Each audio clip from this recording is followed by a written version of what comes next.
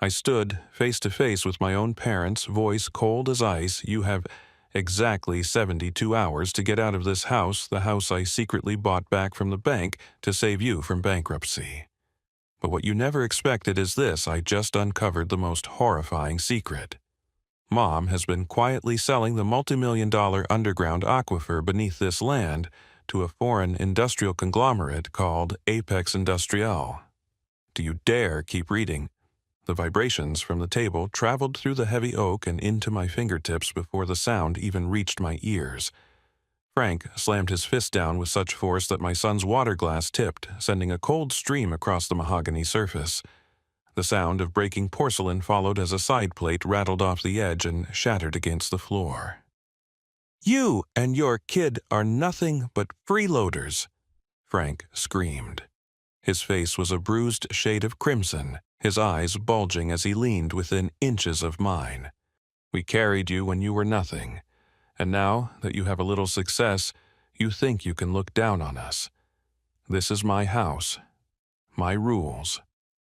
I did not flinch. I did not blink. In my line of work as a product manager for environmental infrastructure, I am trained to observe systems under extreme pressure. When a pipe is about to burst or a dam is reaching its structural limit, the signs are always there if you know how to read the data. Right now, the man sitting across from me was a failing system venting steam to hide the fact that his foundation had completely rotted away. Beside him, Diane did not say a word. She did not move to comfort my son Finn, who had gone as still as a statue. Instead, she adjusted her silk scarf and allowed a thin, practiced smile to touch her lips.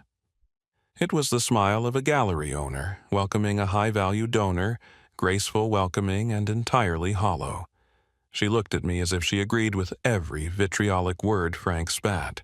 She was the architect of this atmosphere, the one who curated the family's public image while the private reality crumbled into debt and deceit.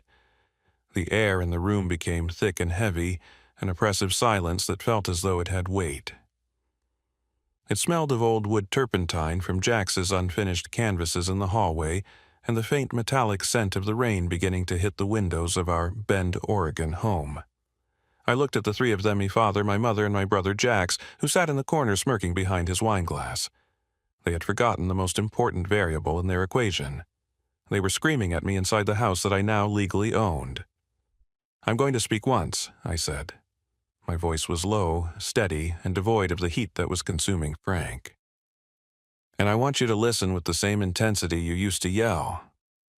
I reached into my laptop bag and pulled out a folder. I did not slide it toward them. I laid it flat on the table right in the middle of the spilled water. "In my world, if the data is wrong, the entire system collapses," I continued. "For 20 years I have accepted the data you gave me. I accepted the stories of your sacrifices, your artistic integrity, and your bad luck. But I finally ran the numbers for myself. I saw the forged signatures. I saw the credit lines opened in my name when I was barely 18. I saw the support letters you fabricated to keep this house from the bank." Frank opened his mouth to interrupt, but I held up a hand. The authority in my gesture was absolute. "You called me a freeloader," I said, looking him directly in the eye. "But you are currently sitting in a chair paid for by my salary, under a roof that I purchased from the bank 3 weeks ago to prevent a foreclosure you did not even have the courage to tell me about. You did not carry me. You anchored yourselves to me and tried to pull me under the water with you." I stood up, the chair legs scraping against the floor with a sharp, piercing sound. I looked at Diane, whose smile finally began to falter at the corners. I looked at Jax, whose smirk had vanished the moment I mentioned the bank. "You have 72 hours to pack your belongings and leave," I stated. The silence that followed was absolute. I could hear the ticking of the grandfather clock in the hallway, a rhythmic reminder that their time in this house was officially expiring. 72 hours, I repeated. At the end of that window, the locks will be changed. If you are still on the premises, I will have the sheriff's department escort you out. I am Reed, and I am done being the silent engine that keeps your lies running. This system is officially offline." I turned to Finn and held out my hand. He took it, his small fingers trembling slightly, but holding on tight. As we walked out of the dining room, leaving the smell of old wood and the sound of my father's gasping indignation behind us, I felt a strange sense of clarity. For the first time in my life, I was not protecting their feelings. I was protecting the truth. And as any engineer will tell you, the truth is the only thing that can support a heavy load. The countdown had begun, and I knew that the next 3 days would be the hardest of my life, but I also knew I would never let them forge my name on a lie ever again. The drive back to my temporary apartment was a blur of neon lights and the steady rhythm of windshield wipers. In the passenger seat, the folder containing my family's secrets felt like a lead weight. Every time I looked at it, I did not see just paper. I saw the scars of a robbery that took place nearly 2 decades ago. It was a robbery where no masks were worn and no alarms were triggered because the thieves were the people who had tucked me into bed for 18 years. In the United States, your 18th birthday is more than a celebration. It is the moment the law recognizes your hands as your own. It is the threshold of adulthood, the point where you begin to write your own story. For me, that threshold was turned into a trap. It was 2007. The air in our old house near Mirror Pond was perpetually thick with the scent of linseed oil and expensive espresso. My grandfather, a man who measured his life in honest work and clear boundaries, had passed away 3 months earlier. He left me a single life-changing legacy, $185,000. He had been explicit in his handwritten note. For Reed, for Oregon State University, for the life you build with your own mind. To an 18-year-old, that amount of money represented total freedom. It was not just a bank balance. It was the ability to study computer science without the crushing weight of student loans. It was the foundation of my independence. But in my family, independence was viewed as a betrayal of the collective artistic soul. I remember the night they set the hook. Frank and Diane took me to a cavernous empty commercial space in the Pearl District. The high ceilings and polished concrete floors echoed with their grand ambitions. "This will be the Thorne Family Gallery," Frank said, his voice echoing with a manufactured sense of destiny. "A place where our name finally means something to the world." Diane stepped close to me, her hand resting on my shoulder. She looked at me with an intensity that I mistook for pride. "We just need a small bridge, Reed, a gesture of family unity to satisfy the initial lease requirements. We would never ask if it was not for the sake of our future, your future." They handed me a single sheet of paper. "A media release," Diane whispered. "So we can use your image for the grand opening and the marketing materials. It is just a formality, honey, a way to show the bank that the whole family is standing behind this vision." I had been an adult for exactly 8 days.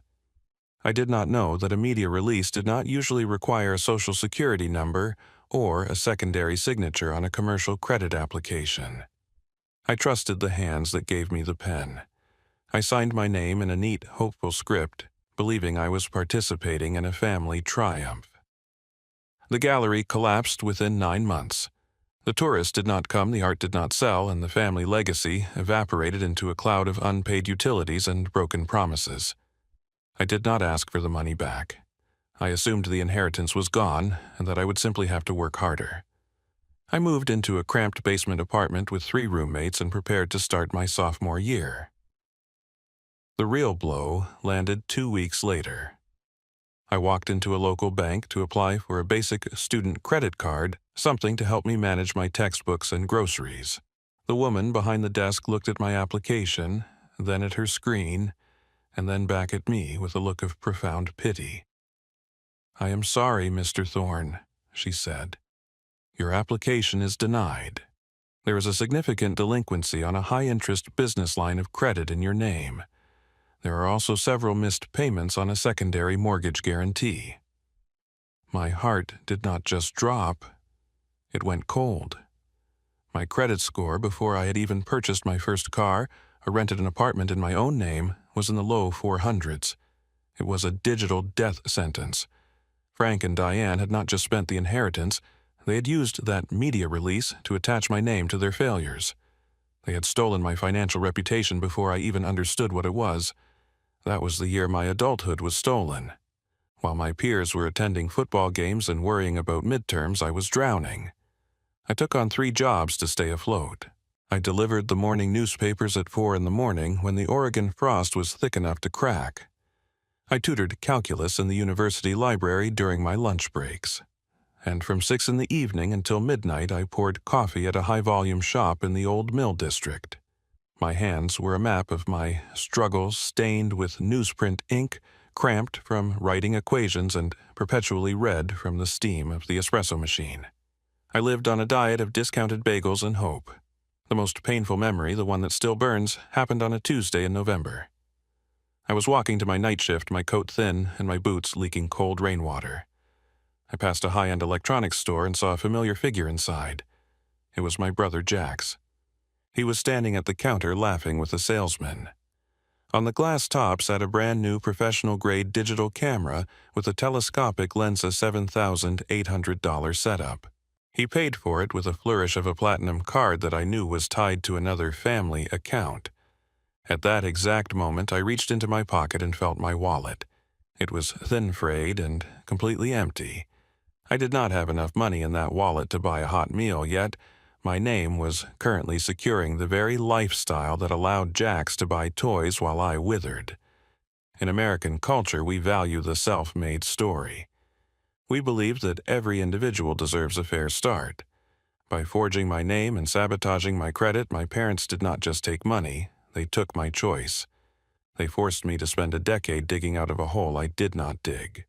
As I sat in my car all these years later looking at the city of Bend, I realized that my anger was no longer about the $185,000.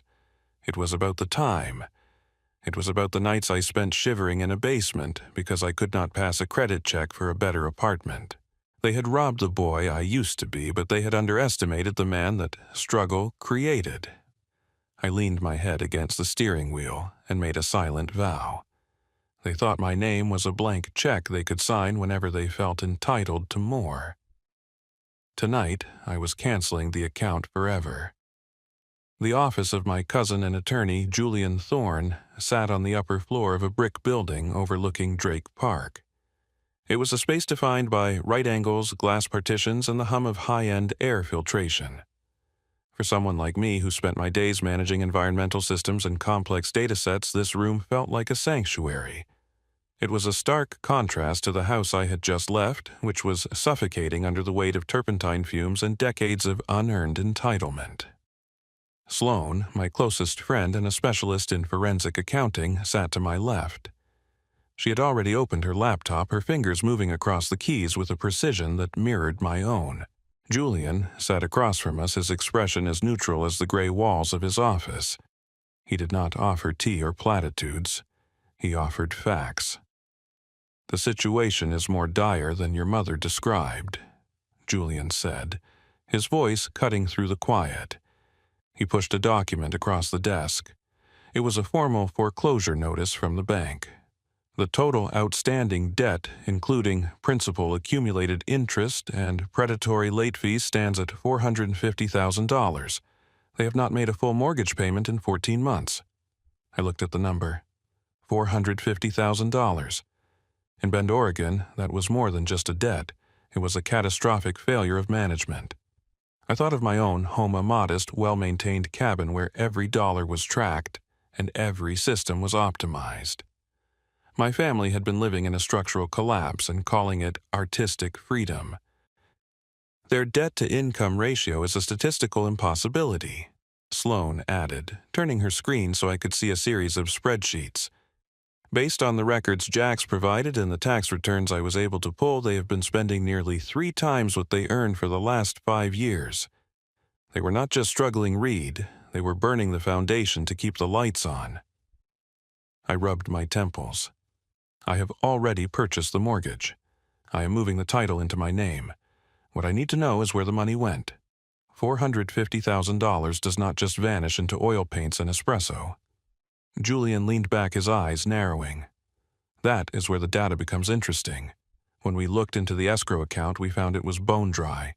But more importantly, we found a trail of digital footprints that do not match Frank's erratic spending habits or Jax's impulsive purchases.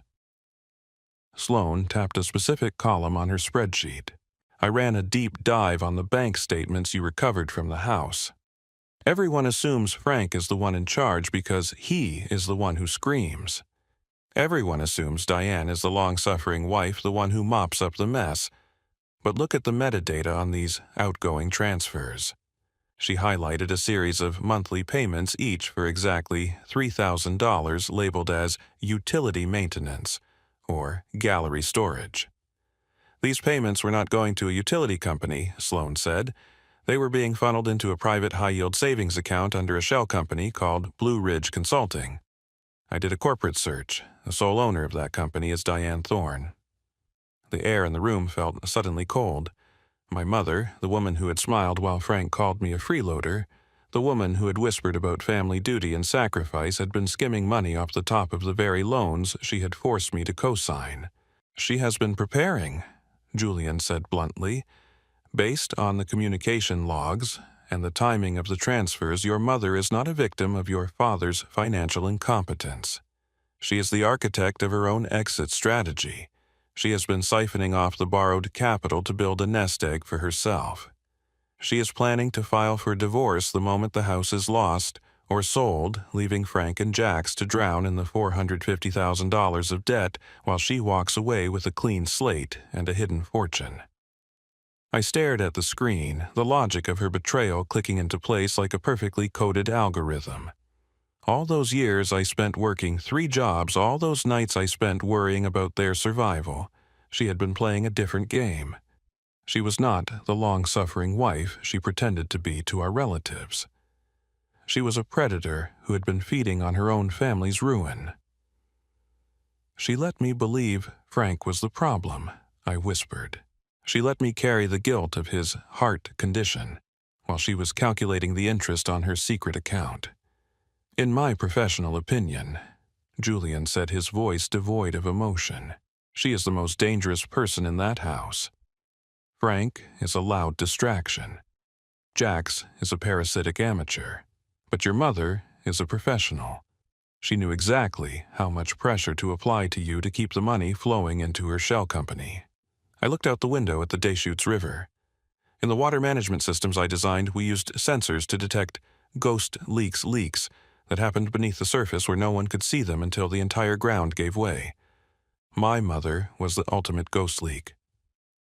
"We have enough to stop her," Sloane said, her eyes meeting mine. "We have the bank records, the shell company filings, and the metadata. She cannot hide behind that smile anymore." "I do not want to just stop her," I said, my voice hardening. "I want to show her what happens when a system finally corrects itself. She thinks she is the one who decides when to leave. She is wrong. I own the house, I own the debt, and now I own the truth." Julian nodded. "We have 72 hours before the eviction notice becomes enforceable.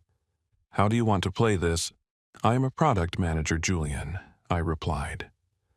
"I do not play games. I execute plans. We are going to let her think her plan is working until the very last second. Then we are going to shut it down." I stepped back into the house 48 hours before the deadline. The atmosphere had shifted from overt aggression to a heavy, calculated desperation. The scent of lavender air freshener was cloying a failed attempt to mask the underlying smell of old dust and turpentine.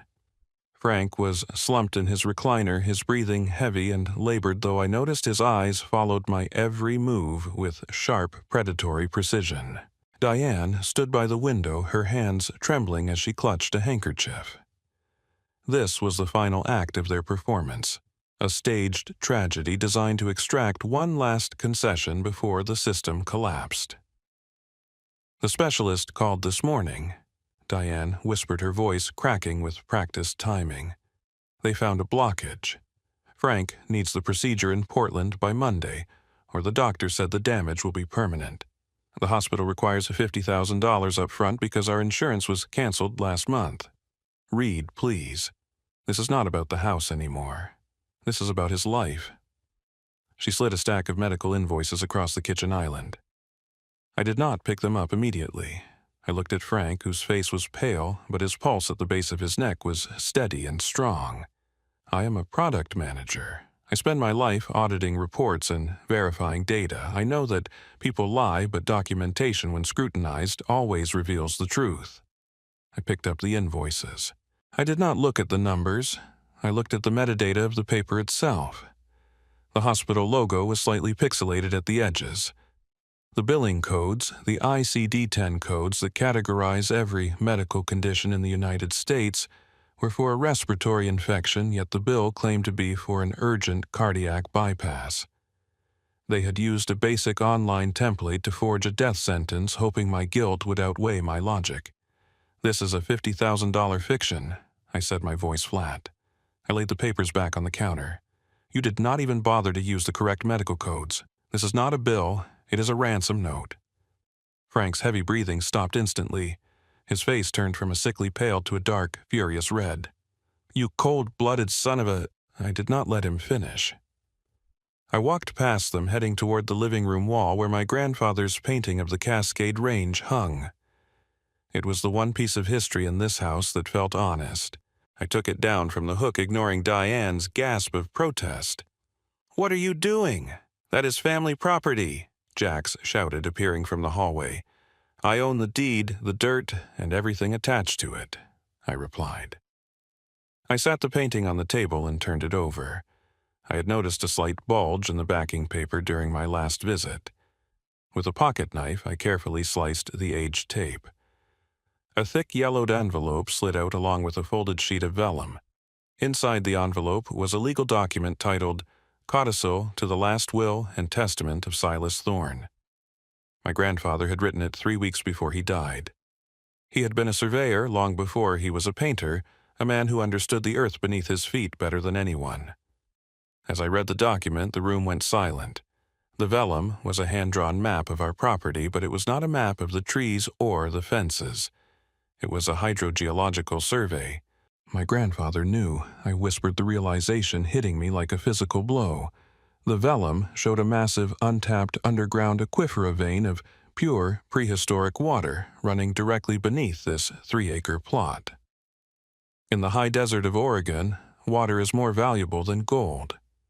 My company, the environmental tech firm I worked for, had been searching for the source of the Mirror Pond recharge for years to protect the local ecosystem from drought. This house was not just a failing asset. Because of that water source, the land was worth at least 3 times the $450,000 of debt my parents had accumulated. But then I saw the second piece of paper inside the frame, a letter of intent from a company called Apex Industrial. It was dated 2 months ago. It was addressed to Jax and Diane Thorne. The second twist in the data revealed itself. Jax and Diane were not just trying to save the house. They were trying to hold on to it long enough to finalize a private sale to Apex Industrial.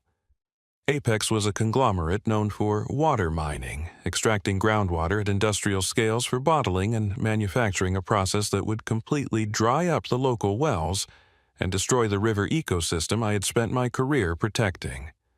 Jax and Diane had been planning to sell the family's soul. They knew about the water. They knew it was worth millions. They were going to take the money from the industrial sale, leave the local environment in ruins, and let the community suffer the consequences while they moved to a private estate in Florida. I looked at my mother. The long-suffering Diane was now staring at the vellum in my hand with a cold, calculating hunger. The mask of the grieving wife was gone. "You were never going to pay the bank," I said, the disgust rising in my throat. "You were waiting for the Apex contract to clear. You were going to sell the water rights and disappear, leaving the town with a dry river and leaving me with the legal fallout of the forged credit lines." "It is our retirement, Reed," Jax yelled, his voice cracking. "Why should we give that away to a bunch of environmentalists? That water is our ticket out of this town." "That water belongs to the Cascade watershed," I said, my hand tightening on the frame. "And this house belongs to me. You thought you were trapping me with your debts, but you were actually handing me the key to stop you." I realized then that the fight was no longer about a family dinner or a 72-hour notice. It was a battle for the very resource that kept this region alive. My grandfather had hidden the map behind his art, trusting that the only person who would care enough to save the painting would be the only person he could trust with the truth. "The deal with Apex is dead," I stated, looking at the 3 people who had shared my blood but none of my values. "I am placing this land into a permanent conservation easement. No one will ever mine this water. No one will ever sell it." Diane's face twisted into a snarl of pure, unadulterated rage. "You would ruin your own family for a river." "I am protecting a future," I replied. "Something none of you ever understood. You have 48 hours left. Pack your things, and do not bother bringing the fake medical bills. You're going to need your strength for the walk." The 72nd hour arrived with the cold surgical precision of a winter sunrise over the Cascade Range. At exactly 8 o'clock in the morning, a black sedan pulled into the gravel driveway, followed closely by a local sheriff's vehicle. The crunch of tires on frost-covered stone signaled the end of an era built on fabrication.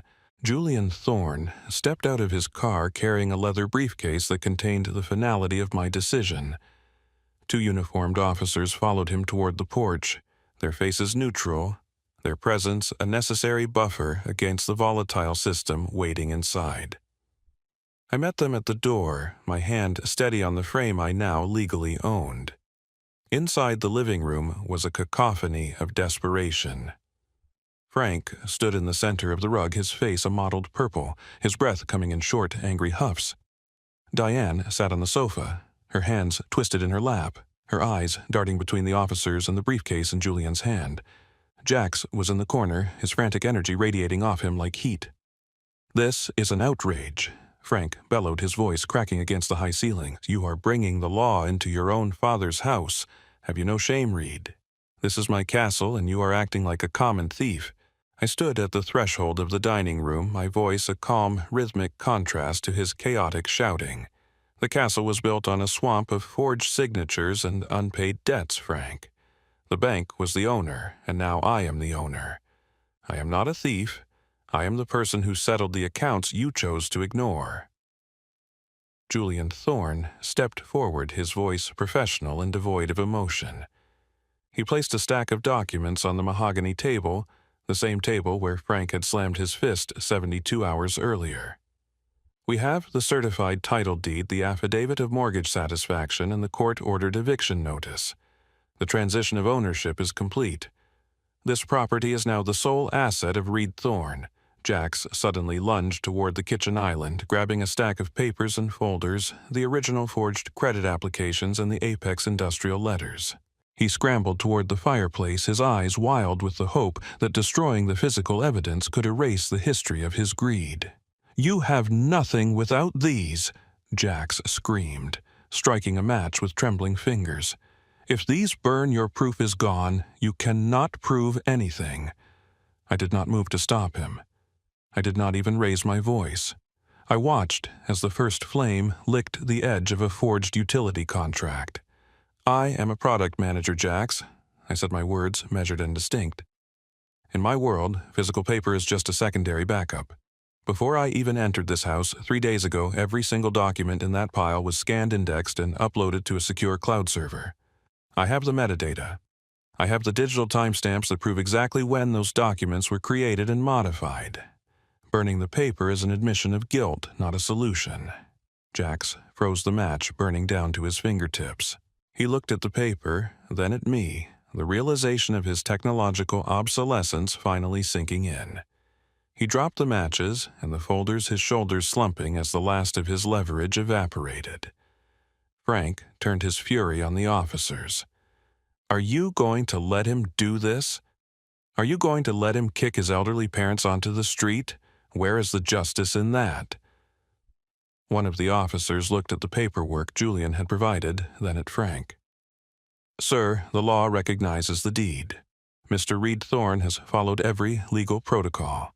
We are here to ensure a peaceful transition of the property. You need to gather your personal belongings." Diane stood up, her face finally losing its carefully curated mask of innocence. "Reed, think about how this will look. The community, the family. They will see you as a monster." I looked at her, seeing the woman who had siphoned thousands into a hidden shell company while I worked 3 jobs. I am not concerned with how it looks to people who do not know the data, Diane. I am concerned with the safety of my son and the integrity of this land. I stepped closer to them, my presence commanding the space. I am not kicking my parents out of their house, I said, my voice resonating with a crystalline clarity that cut through Frank's lingering grumbles. I am removing fraudsters from my property. You had 18 years to be a family. You chose to be a predatory syndicate instead. That contract is now terminated. The silence that followed was absolute. For the first time, Frank had no words. Diane had no smiles. Jax had no schemes. The logic of the law and the weight of the evidence had achieved what years of emotional pleading never could. The system had finally reached its equilibrium. Julian will oversee the inventory, I stated, turning toward the door. The officers will stay until you have vacated the premises. I have a school pickup for Finn in 2 hours, and I do not intend to be late. The countdown is over. As I walked out onto the porch, the fresh air of Bend, Oregon, filled my lungs. Behind me, I heard the sound of boxes being taped shut, the sound of a long-overdue debt finally being paid in full. The moving truck sat idling in the gravel driveway, its exhaust pluming into the crisp morning air like a fading ghost. One by one, the boxes containing the remnants of Frank, Diane, and Jax's lives were carried out. There were no grand farewells, no tearful apologies, and no last-minute reconciliations. There was only the heavy rhythmic sound of labor and the weight of things left unsaid. As they stepped onto the porch for the final time, they found a small crowd had gathered at a distance. Jenna, my neighbor from across the street, stood with her hands in her pockets, her expression a mixture of sadness and relief.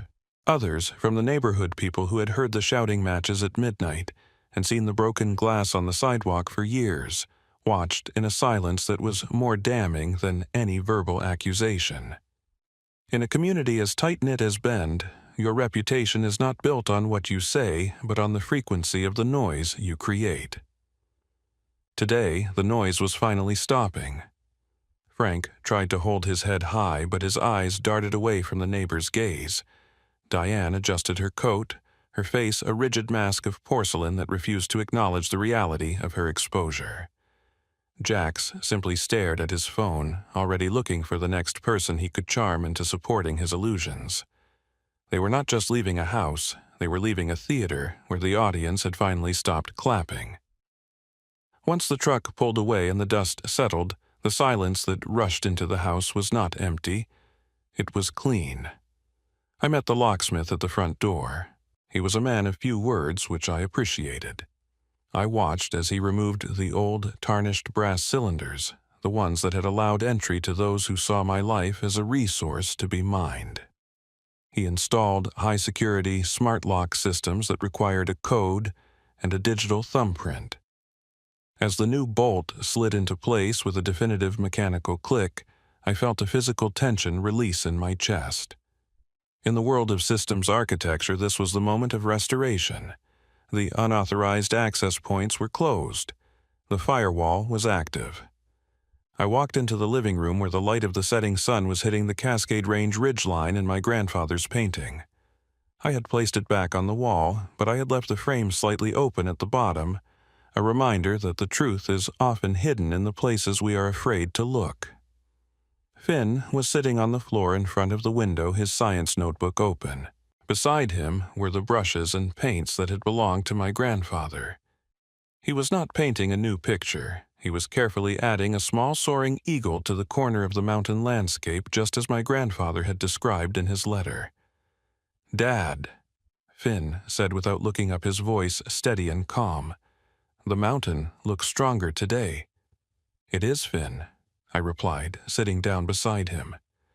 "It is because the weight is finally in the right place." I looked at the painting and then at my son. For the first time, I did not see the inheritance as a burden of debt or a history of forgery. I saw it as a blueprint for the man I was becoming. My parents had spent their lives trying to turn art into a cover-up for their failures. I was going to teach my son that art, like engineering, is only valuable when it is built on an honest foundation. I reached into my pocket and touched the cold metal of the new key. I thought about the thousands of people who might hear my story, and see the villain they wanted to see, the ungrateful son who evicted his own parents. But I also knew the data. I knew the signatures. I knew the secret accounts and the plan to sell the water that kept this valley alive. The world often confuses kindness with permission. They think that because you love someone, you must allow them to destroy you. They are wrong. As the first stars began to pierce the indigo sky over Oregon, I realized the ultimate lesson of this journey. Boundaries are not walls designed to keep people out. They are doors designed to protect what is sacred inside. I am not a monster for defending the roof over my son's head or the integrity of my name. I am a steward. I will always keep my heart open to the world, but I have learned the most important rule of a functional life. I only close the door on those who insist on bringing the storm into my house. And tonight, for the first time in 19 years, the house is still. The system is secure. We are finally home. What do you think of this story? Please share your thoughts below, as your feedback helps me improve future content. Follow for more powerful and meaningful stories like this. Every comment and follower helps me grow and reach more people. Thank you for being part of this journey.